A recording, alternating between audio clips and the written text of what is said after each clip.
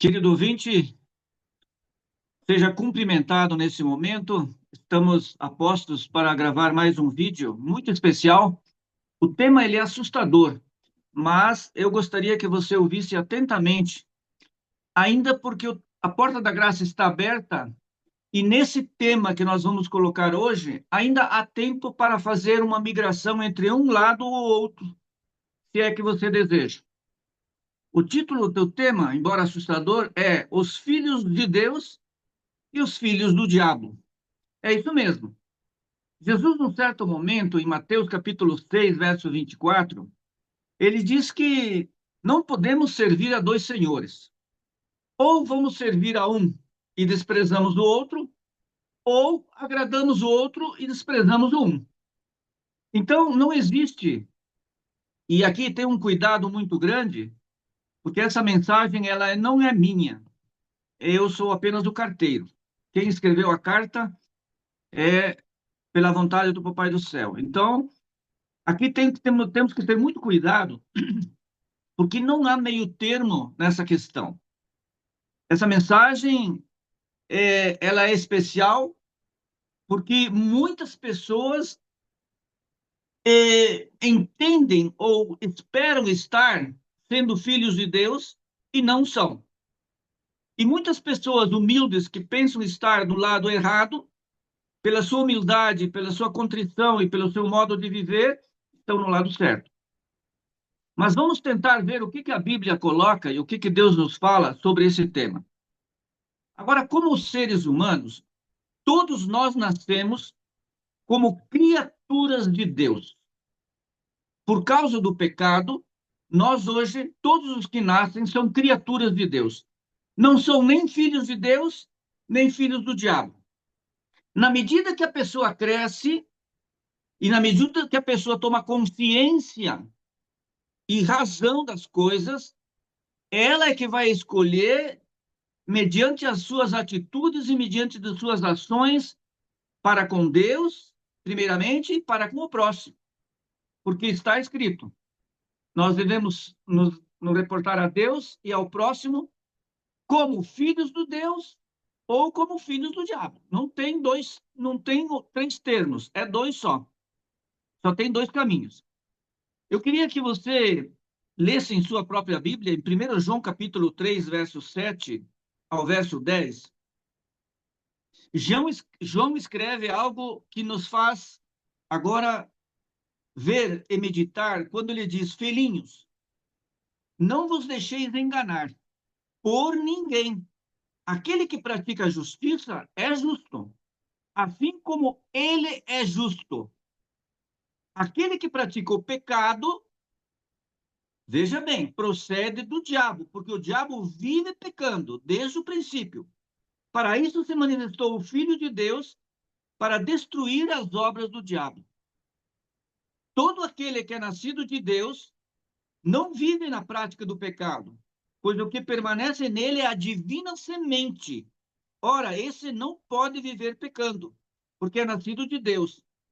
Nisto se manifestou os filhos de Deus e os filhos do diabo.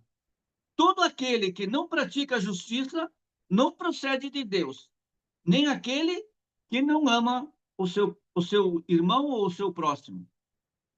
Aqui tem um detalhe muito importante. Aquele que pratica o pecado procede do diabo, porque o diabo vive pecando desde o princípio. Para isso se manifestou o Filho de Deus para destruir as obras do diabo.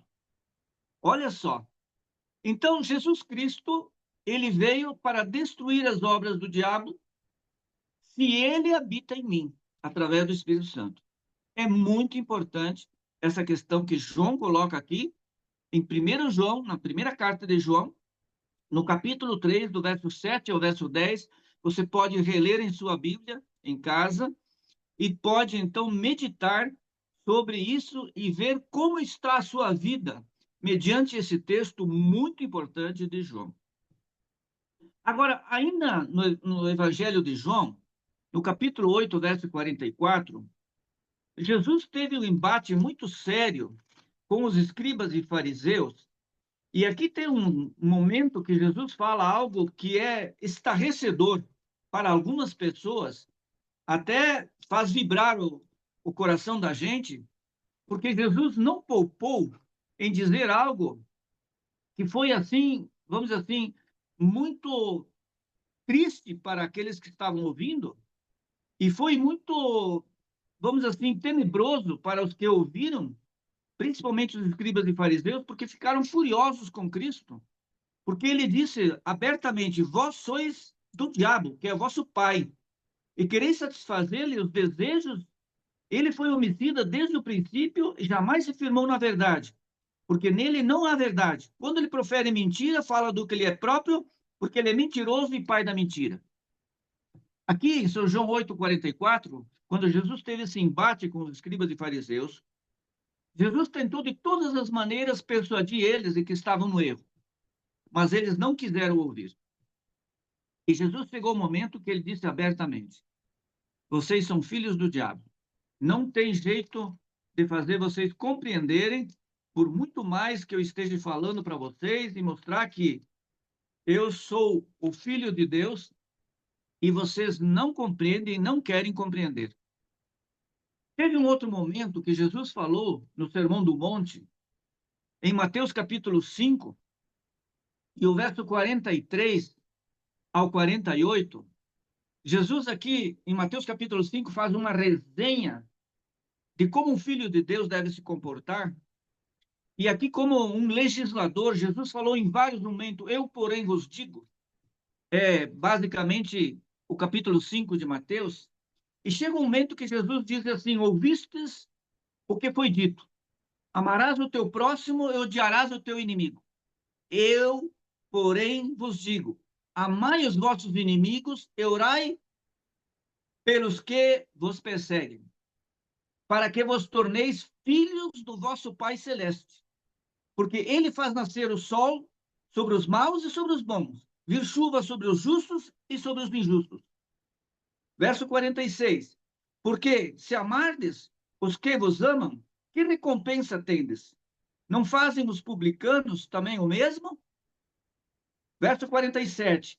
E saudardes somente os vossos irmãos, que fazeis demais? Não fazem os gentios também o mesmo? Agora o verso 48 é a cerejinha do bolo. Portanto, sede vós perfeitos, como perfeito é vosso Pai Celeste. Aqui Jesus, ele engrandece o ser humano a ponto de estar no nível do caráter de Deus, quando ele realmente se coloca como filhos de Deus, em Jesus Cristo.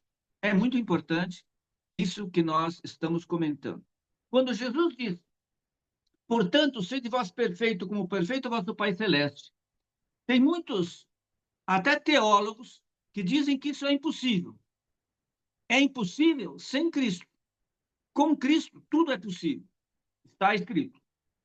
Tudo é possível àquele que crê. E eu creio nisso. Agora, por isso está sendo feita essa gravação, para que você possa meditar em todas essas nuances bíblicas que está escrito, para que você possa, então, avaliar, ponderar como está a sua fé e como está a sua vida perante as coisas de Deus. Mas Paulo, em Romanos, Paulo fala algo muito especial em Romanos, no capítulo 8, que é algo que me chama muita atenção quando eu leio. Está no verso 14 ao verso 17 de Romanos, capítulo 8. Diz o seguinte: pois todos os que são guiados pelo Espírito de Deus são filhos de Deus. Então, quando você clama a Deus para que o Espírito Santo possa ser derramado em você, a Bíblia diz que todos os que pedem, Deus não interpela e não dá, ele dá. Mas você tem que ter algumas condições para isso. Diz, eu vou repetir: pois todos os que são guiados pelo Espírito de Deus são filhos de Deus.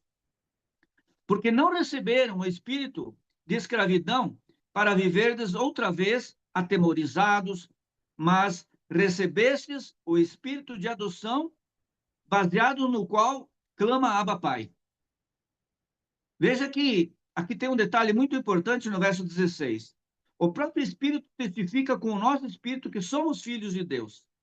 Verso 17 agora, que é muito especial. Ora, se somos filhos de Deus, somos também herdeiros, herdeiros de Deus e co-herdeiros com Cristo. Se com eles sofreremos, também com ele seremos glorificados. Veja bem que Cristo, quando veio, ele uniu a natureza divina com a natureza humana. E agora Cristo quer nos devolver a natureza divina para voltarmos a ser os filhos de Deus, para termos de volta a imagem e semelhança de Deus que o diabo roubou da humanidade, de mim e de você. Esta gravação ela é muito importante para que você possa entender como Deus trabalha, principalmente para a nossa salvação em Cristo Jesus.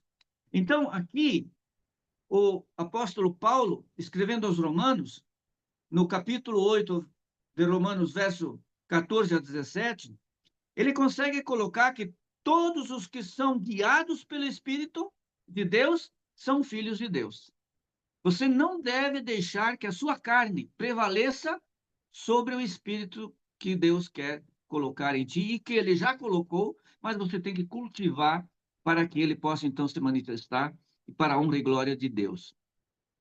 Agora, existe uma receita muito, vamos dizer assim, despretensiosa, mas ela é muito especial na Bíblia com relação a essa parte.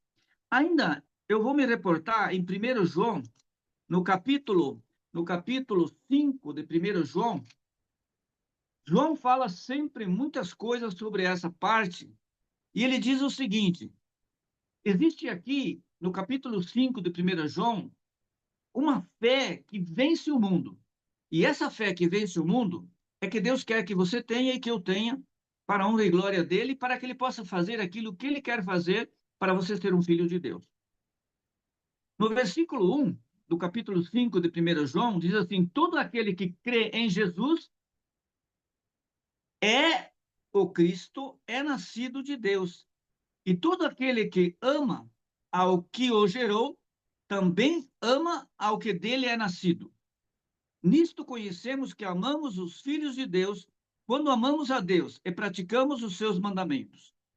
Porque este é o amor de Deus, que guardemos os seus mandamentos. Ora, os seus mandamentos não são penosos. Aqui tem um detalhe muito importante. Quando Deus diz que é para praticar os mandamentos, é porque existem duas tábuas nos mandamentos.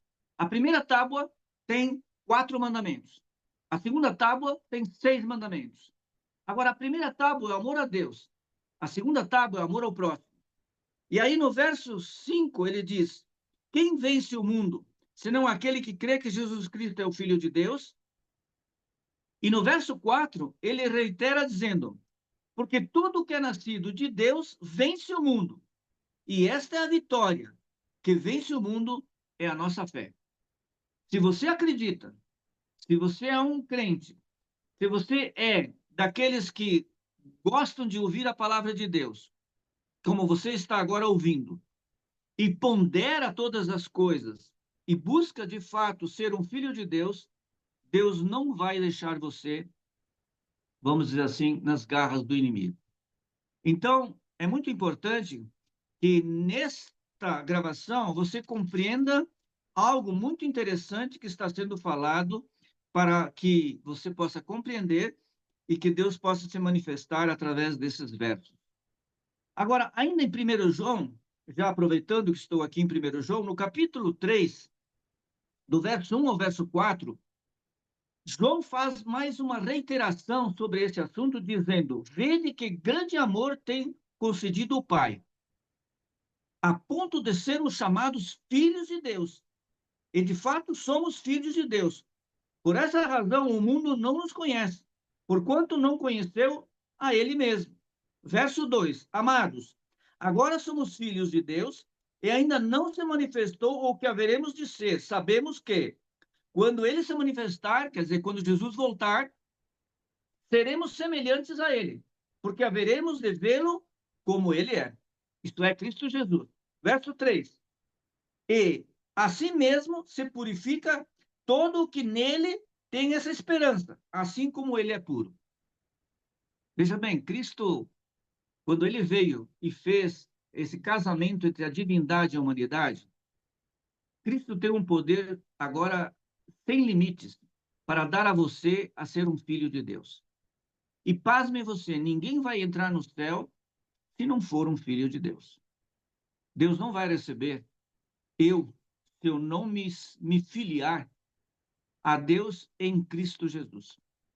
Agora, o apóstolo Pedro é interessante porque o apóstolo Pedro ele faz algumas colocações muito parecidas, mas vamos dizer assim, com alguns detalhes mais expressos, quando ele fala da santidade na vida do cristão.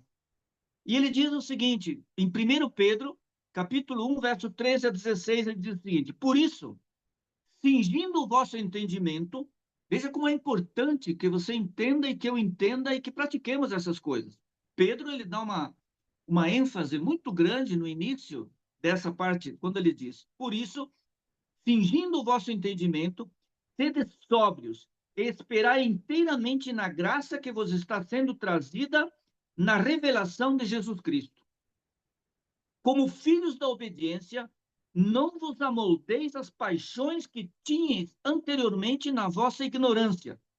Pelo contrário, segundo é santo aquele que vos chamou, tornai-vos santos também, vós mesmos, em todo o vosso procedimento, porque está escrito: sede santos, porque eu sou santo.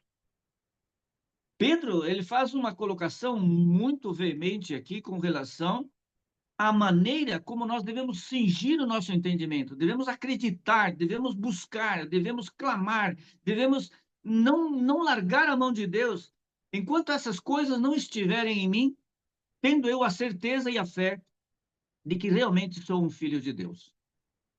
Agora, dentro dessa particularidade toda, existem os frutos. E aqui você vai entender na palavra de Deus que existem muitas particularidades onde mostram os frutos. E quando Jesus falou lá em Mateus, no capítulo 7, verso 16, Jesus disse o seguinte: veja bem como é importante. Aqui, Jesus falando dos falsos profetas e dos verdadeiros profetas, ele faz uma colocação para poder distinguir quem é um e quem é outro. Ele diz assim: pelos seus frutos os conhecereis. Conhecem-se porventura uvas, perdão, colhem-se porventura uva dos espinheiros ou figo dos abrolhos? Então, Cristo faz uma colocação aqui muito especial e muito séria com relação a isso. E eu estou lembrando aqui que Paulo fala lá em Gálatas algo muito especial sobre esse assunto dos frutos do Espírito, que nós vamos ver em Gálatas, no capítulo 5, a partir do verso 22, Paulo consegue colocar, então, as obras da carne e as obras do Espírito. Mas eu vou colocar só as obras do Espírito, porque ele é muito mais proveitoso para nós nessa hora. Gálatas 5, verso 22 diz o seguinte: mas os frutos do Espírito é amor, alegria, paz, longanimidade, benignidade, bondade, fidelidade, mansidão, domínio próprio, e contra essas coisas não há lei. Veja bem como é importante, Paulo aqui ainda consegue colocar, e os que são de Cristo crucificaram a carne com as suas paixões e concupiscências. Se vivermos no Espírito, andemos também no Espírito. Não nos deixemos possuir de vanglória, provocando uns aos outros e tendo inveja uns dos outros. Paulo aqui fala de muitas coisas que o mundo de hoje não enxerga desta forma. Mas é muito importante que você tenha em mente essas particularidades que estamos lendo na palavra de Deus, porque ser filho de Deus é andar no Espírito. Lá em Romanos, no capítulo 8, verso 9 a 11, eu gostaria que você lesse lá, para essa gravação não ficar muito extensa. Você leia lá em Romanos, no capítulo 8, verso 9 a 11, e em Mateus 28, verso 20. Em Mateus 28, verso 20, Jesus diz que ele estará conosco todos os dias, até a consumação dos séculos.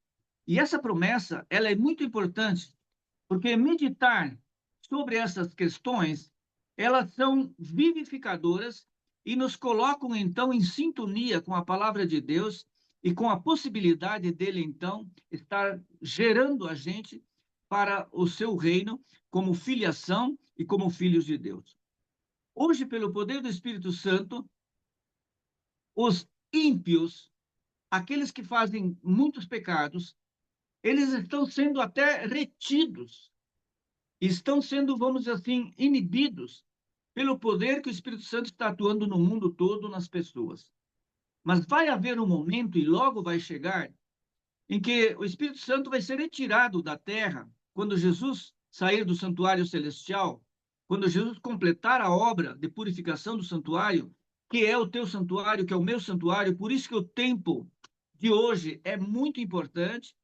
Por que que é muito importante? Porque logo a porta da graça se fechará e todos aqueles que são filhos de Deus continuarão sendo filhos de Deus. E aqueles que são filhos do diabo continuarão sendo filhos do diabo. Não haverá mais como permutar, não haverá mais como sair de um lado para o outro. Então, você tem essa condição especial de buscarmos, porque o fechamento da porta da graça é em breve. E em breve o mundo vai se tornar um caos. E você verá isso logo, logo. Satanás está colocando esse mundo diante de uma condição irreversível. E eu gostaria que você meditasse como sermos filhos de Deus em Romanos, no capítulo 5, verso 5. Em Gálatas, capítulo 5, verso 24 a 25, é muito importante. E se você não achar ruim, se você achar um tempinho, medite no que está escrito em 1 Coríntios, no capítulo 13. O capítulo 13 de 1 Coríntios, ele fala sobre o amor. E, pasmem vocês, ninguém vai entrar no céu se não tiver amor de Jesus no seu coração. Porque o ódio, a desgraça, a raiva, a inveja, a cobiça, é tudo do diabo. Nós precisamos, como filhos de Deus, buscar as coisas de Deus. Agora, para fechar essa meditação, eu gostaria de fazer uma oração para que você possa receber de Deus a bênção especial, para que você realmente possa se tornar um filho de Deus. E essa questão que está agora ouvindo, querido ouvinte, é uma gravação muito especial. O sentido dessa gravação poderá ser a tua felicidade futura e eterna, ou a tua infelicidade para sempre no fogo que vai se avizinhando cada vez mais e vai cada vez mais ficando mais forte nesse mundo todo aí. Vamos orar então. Querido Pai, nós te suplicamos nesse momento que o Senhor possa, com o teu santo e bom Espírito, fazer entender ao ouvinte que está ouvindo essa mensagem, para que ele possa se decidir, Senhor Deus, de uma vez por todas, porque não há mais tempo a perder, de que nós possamos ainda em Cristo Jesus sermos teus filhos. E queremos ser teus filhos, para a tua honra e tua glória. Em nome de Jesus. Amém.